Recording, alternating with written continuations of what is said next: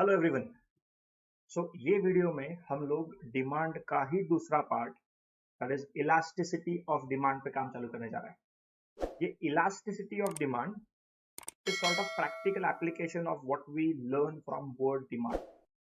First understand what exactly elasticity stand for. मान लो आपका बिजनेस है, मान लो आपका मैन्युफैक्चरिंग है।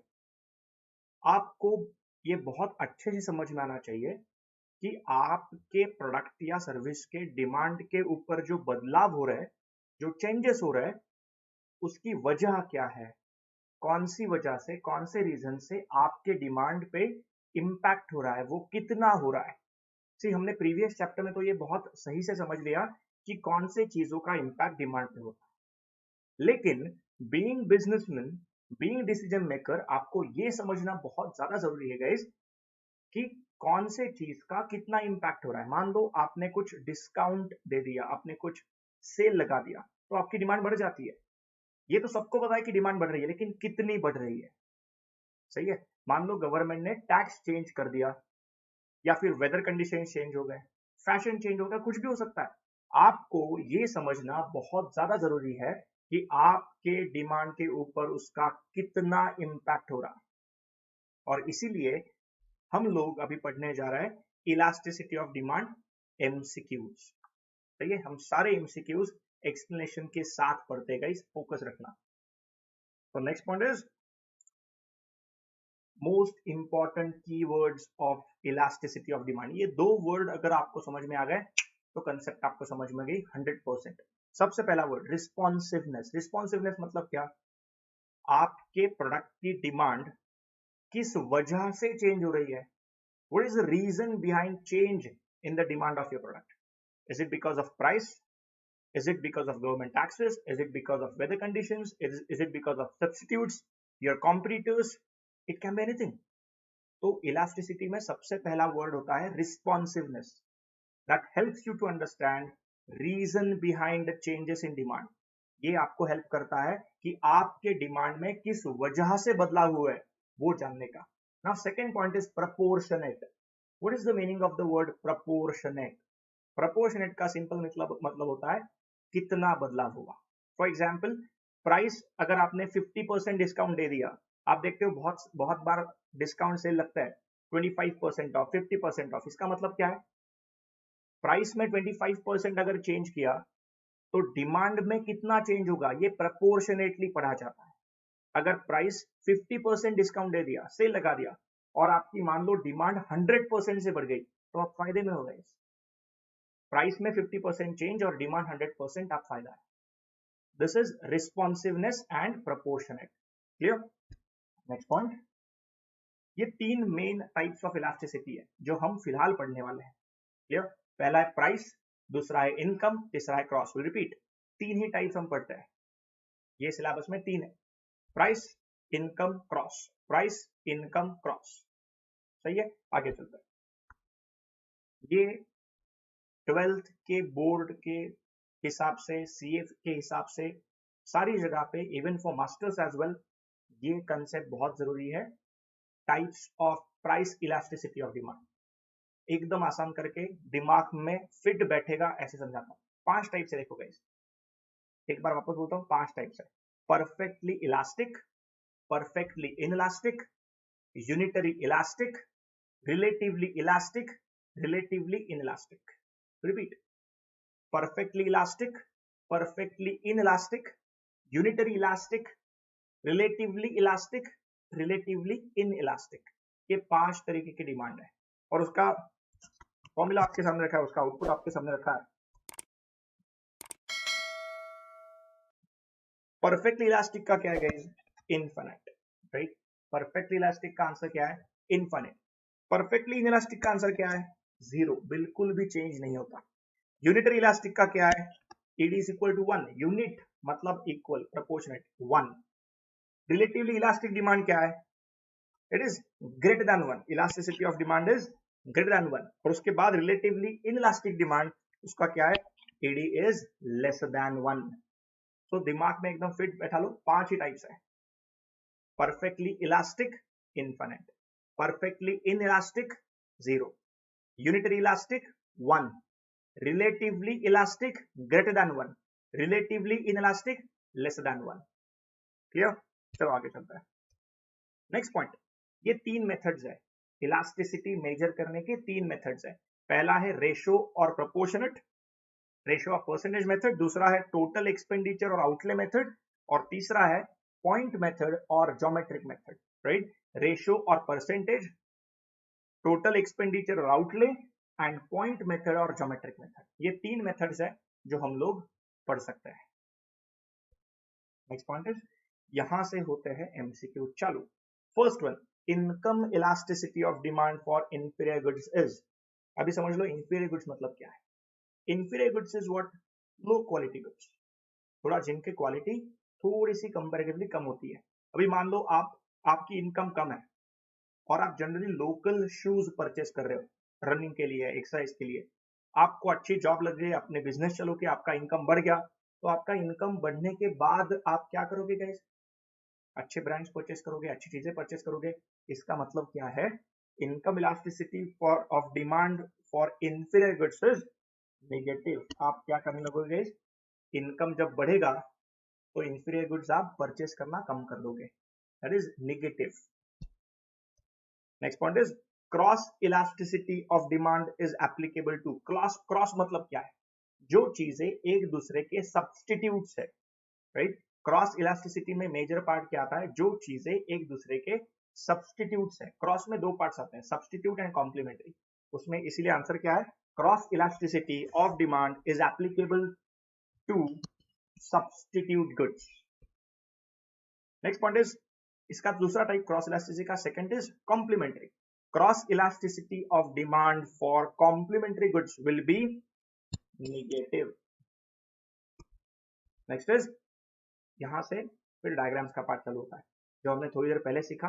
Perfectly elastic, inelastic, unit elastic, उसके डायग्राम्स के हिसाब से एमसीक्यूज बहुत बार आएंगे गाइस, ऑब्जर्व करना।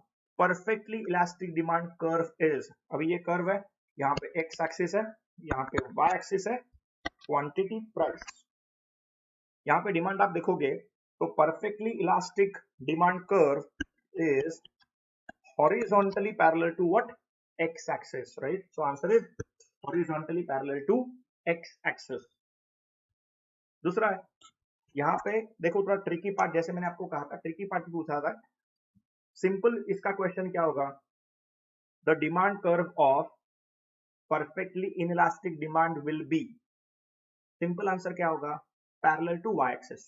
लेकिन यहाँ पे देखो क्या लिखा है?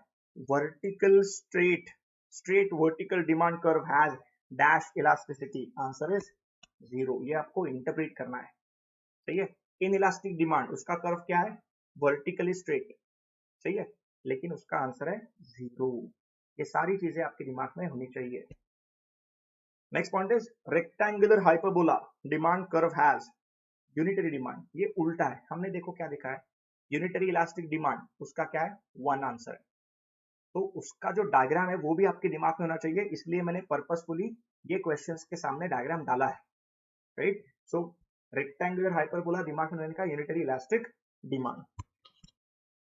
Next point is slope of demand curve is dash in case of relatively inelastic demand. relatively inelastic demand का आंसर होता है steeper, right? आंसर होता है steeper. next is, now demand for salt is dash. salt किस में आता है guys? salt क्या लग्जरी में आता है क्या? नहीं। salt कोई शौक की चीज है क्या? नहीं। salt comes under necessities. so demand for salt is inelastic. अगर इसका मतलब है सॉल्ट की अगर प्राइस बदल भी जाए, चेंज भी हो जाए, तो भी इसकी डिमांड बदलेगी नहीं।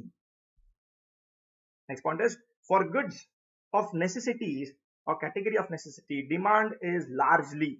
नेसेसिटीज में जो चीजें आती है ना गाइस, उसकी डिमांड हम बहुत बड़े पैमाने पे चेंज नहीं करते। तो answer is inelastic. Answer is what? Inelastic. Next point, the demand for durable goods. Now this is practical part. अभी आप देखोगे तो जो लॉकडाउन हुआ, पैंडेमिक हुआ, उसमें नेसेसिटीज के ऊपर लोगों ने एक्सपेंसेस कम नहीं किए, लेकिन एक्सपेंसेस ऑन ड्यूरेबल गुड्स जैसे इलेक्ट्रॉनिक्स है या फिर जो लग्जरी गुड्स में भी आते हैं उसके एक्सपेंसेस लोग 2 बार सोचते हैं खर्च करने से पहले। इसलिए क्या है, the demand for durable goods can be elastic. Demand for durable good can be elastic. Prices में बदलाव होते हैं तो भी उसका डिमांड पे इंपैक्ट होता है। Next point is demand for luxury is. Luxuries मतलब क्या है, जो चीजें बहुत महंगी आती है। आप यहाँ पे सामने देख सकते हो, ये जो कुछ बैग्स एंड पर्सेस मैंने पर्पसफुली इमेज डाली हुई है, आप ऑब्जर्व करो गाइस, आप गूगल करना इसके बाद, 2-2 लाख, 3-3 लाख, 4-4 लाख रुपए के बैग्स आते हैं। जिनके पास इतना पैसा है उनको अगर थोड़ा बहुत भी प्राइस ऊपर नीचे हो जाए तो फर्क पड़ेगा क्या गाइस? नहीं। आपने जिंदगी मिलेगी ना दोबारा ये मूवी देखा होगा, उसमें एक कैरेक्टर है बैगवती। नहीं पता होगा तो सर्च करना बैगवती करके, you will understand what I am saying. तो इसका आंसर है रिलेटिवली इलास्टिक। बहुत इंपैक्ट नहीं होता, थोड़ा सा इंपैक्ट होता है।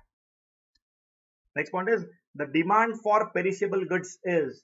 Repeat, the demand for perishable goods is. Answer क्या आएगा guys?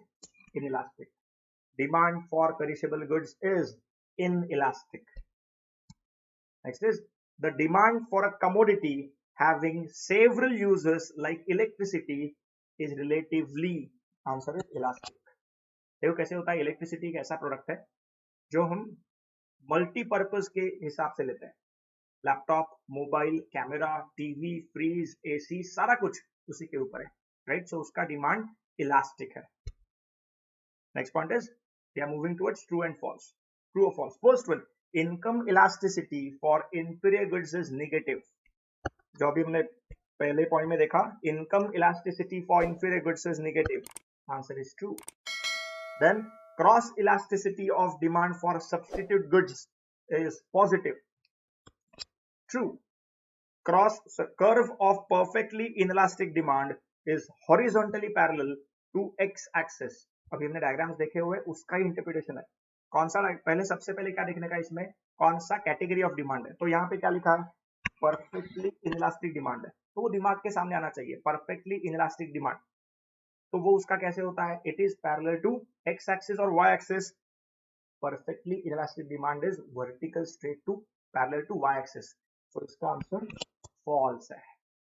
Perfectly inelastic demand curve is parallel to Y axis. This is the right answer. True. Next is unitary elastic demand rarely occurs in practice.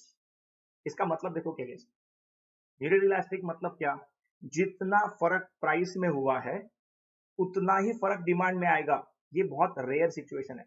मान लो आपका business है, आपने 25% discount दे दिया, तो इसका मतलब 25% डिस्काउंट के बाद 25% से ही डिमांड बढ़ेगी। ये बहुत रेयर सिचुएशन है, इसीलिए ये point it is rare seen ऐसे लिखा हुआ है। नेक्स्ट पॉइंट इज concept of elasticity of demand is useful to finance minister. Answer is true. Elasticity of demand ये अपने खुद के लाइफ से लेके देश के पॉलिसीज बनाने वालों तक सबको मैटर करती है, उसकी अहमियत बहुत ज्यादा है। Next point is elasticity of demand is unitary when total expenditure rises. False, right? It is false. The demand for groceries is relatively elastic. Answer is true. Next is demand for luxury is inelastic. Answer is true. Higher the number of substitute to the products, the demand is more elastic. इसका मतलब देखो, आज आप देखो TVS को कितने सारे substitutes हैं। TVS को आज आप देखोगे तो होंडा है, सुजुकी है, यामा है, बजाज है, हीरो है, वेस्पा है, बहुत सारे सब्सटीट्यूट्स है। जितने ज्यादा सब्सटीट्यूट्स उतने आपके डिमांड पे इंपैक्ट होगा। रिपीट, जितने ज्यादा सब्सटीट्यूट्स उतने आपके डिमांड पे इंपैक्ट होगा। इसका मतलब क्या है, जितने ज्यादा सब्सटीट्यूट्स उतनी आपकी डिमांड ज्यादा elastic. So answer is true. Elasticity of demand is important to understand the impact of foreign trade. As I said, आपके लाइफ से लेके देश के बड़े से बड़े कंसेप्ट तक इलास्टिसिटी ऑफ डिमांड पढ़ा जाता है, समझा जाता है। So again, answer is true. Demand for medicines is elastic. Guys, medicines कहाँ पे आता है, कौन सी कैटेगरी में आता है? Answer is medicines comes under necessities. तो उसकी डिमांड इलास्टिक नहीं होती, उसकी डिमांड इनइलास्टिक होती है। थोड़ा बहुत क्या हो सकता है, प्राइस में अगर बदलाव हो गया तो दूसरे ब्रांड के लोग परचेस करेंगे, लेकिन बहुत बड़ा इंपैक्ट नहीं होगा, right? So answer is false. Clear? So that's it for chapter number 3, that is elasticity of demand. और यहाँ पे अपने उसके एमसीक्यूज खत्म होता है. Again will tell you guys, समझो. आज आपने देखा होगा तो मैंने बहुत कॉमन रिपीटेड एमसीक्यूज पर्पसफुली नहीं डाले हैं, इंटरप्रिटेशन डाला हुआ है. जो उसको इंटरप्रीट करना बहुत जरूरी है, उसके डायग्राम्स आपके दिमाग में बैठने चाहिए. Perfectly elastic diagram, inelastic diagram, unitary, relatively elastic, सारा कुछ उसके फॉर्मूलाज, ये किसी भी चीज के ऊपर एमसीक्यू आ सकता है. सो बी रेडी गाइज. अपने अगले वीडियो में हम लोग सप्लाई से काम चालू करेंगे. So stay tuned, stay connected. Thanks lot.